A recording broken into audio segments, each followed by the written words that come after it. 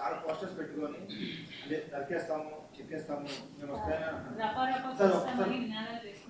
Dialogue చెప్పు ఒకసారి మళ్ళీ ఏమన్నా మళ్ళా చెప్పమా పూర్తి డైలాగ్ చెప్పాలా పూర్తి డైలాగ్ చెప్పది ఏంది మళ్ళీ కొంచెం మైక్ తీసుకొని చెప్పు బాగా వినపడుతుంది నాకు ఏం జాతరలో మళ్ళీ చెప్పు గంగమ్మ జాతరలో పొట్టేళ్ల తలకాయలు కోసినట్టు రప్ప రప్ప రప్ప రప్ప రపా రప రపా రప నరికేస్తాం. అదొక పోస్టరా?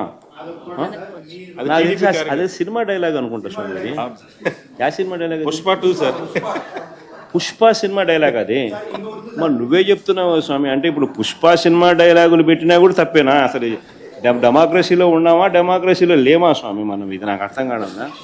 అంటే పుష్ప సినిమా డైలాగులు పెట్టినా తప్పే, పుష్ప ఫోటోలు పెట్టినా తప్పే, గడ్డ మిట్టనే తప్పే, గడ్డ మిట్టనే తప్పే.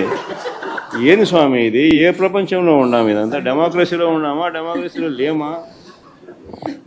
సార్ ఆ పోస్టర్ పట్టుకున్న అతను కూడా టీడీపీ కుర్రాడు సార్. అంతకుముందు టీడీపీ నాయకుడితో కలిసి దిగిన ఫోటోలు కూడా బయటకు వచ్చాయి. అతను టీడీపీ కార్యకర్త, టీడీపీ సంబంధించిన మెంబర్షిప్ కార్డు కూడా ఉంది అతని. కానీ అతను మీ పార్టీ సంబంధించిన వ్యక్తిగా ఆ మనిషికి టీడీపీతో ఇంత ముందు గతంలో తిరిగిన ఫోటోలు కూడా ఉన్నాయా? మెంబర్షిప్ కూడా ఉంది సార్. మెంబర్షిప్ కూడా ఉంది సార్. ఆ టీడీపీ సభ్యుడు కూడా మెంబర్షిప్ కూడా ఉన్నాడా? అంటే దాని అర్థం వీళ్ళే పెట్టించినారా? పెదకూరపాడు నియోజకవర్గం సార్. ఓ టీడీపీ సభ్యత్వం కూడా ఉందా మరి? మన ఇది బాగా చూడండి అబ్బా. అయితే సభ్యత్వం కూడా ఉందంట. మళ్ళీ ఏదైతేనేం లే పాపం లే పాపం. మనం అయినా కానీ ఏదో మారినాడు అనుకుందాంలే, సంతోషపడదాం. సార్ ఇందాక మీరు ఒక జీవో ఎక్స్ప్లెయిన్ చేశారు. టీడీపీ సింపథైజర్ కూడా చంద్రబాబు నాయుడు మీద కోపంతో మారినాడు అని చెప్పి సంతోషపడదాం. మారి టీడీపీని రపా కోసేస్తానని కూడా అంటున్నాడని కూడా సంతోషపడదాం. నిజంగానే బాధ ఉంటుందేమో కదా వాళ్ళకు కూడా. అన్ని పథకాలు ఎగరగొడతా ఉన్నాడు, అన్ని అబద్ధాలు అయిపోయినాయి, ఫీజు రీయింబర్స్మెంట్ లేవు, ఆరోగ్యశ్రీ లేదు,